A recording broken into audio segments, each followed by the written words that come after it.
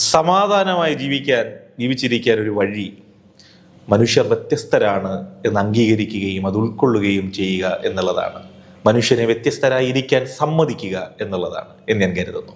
ചില ഉടുപ്പ് കടകളിലൊക്കെ പോകുമ്പോൾ നമ്മൾ ചില ഉടുപ്പുകൾ കാണുമ്പോൾ ആലോചിക്കും, ദൈവമേ, ഇങ്ങനത്തെ ഉടുപ്പുകളൊക്കെ ഇടുന്ന ആളുകളുണ്ടോ? നമുക്കിഷ്ടമുള്ള ഉടുപ്പുകൾ ഇഷ്ടപ്പെടാത്ത ആളുകൾ ഈ ഭൂമിയിലുണ്ട് എന്നതുപോലെ നമുക്കിഷ്ടമില്ലാത്ത ഉടുപ്പുകൾ ഇഷ്ടപ്പെടുന്ന ആളുകളും ഈ ഭൂമിയിലുണ്ട് എന്നുള്ളതാണ് രസമായ കാര്യം.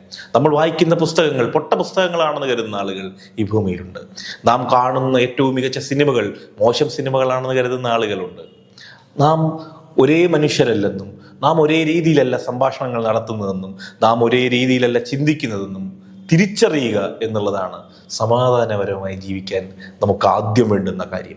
നാം കരുതുന്നത് പോലെ, നാം ശരിയെന്ന് നനയ്ക്കുന്നത് പോലെ മറ്റു മനുഷ്യർ പെരുമാറണമെന്ന് എപ്പോഴാണ് നമ്മൾ കരുതുന്നത്? നമ്മൾ വ്യത്യസ്തതകളെ അംഗീകരിക്കാത്ത മനുഷ്യരാകുമ്പോഴാണ്. മനുഷ്യർ പരാജയത്തെ നേരിടുന്നത് പല വിധത്തിലാണ്, മനുഷ്യർ സന്തോഷത്തെ അഭിമുഖീകരിക്കുന്നത് പല വിധത്തിലാണ്, മനുഷ്യർ വേദനകളെ നേരിടുന്നത് പല വിധത്തിലാണ്.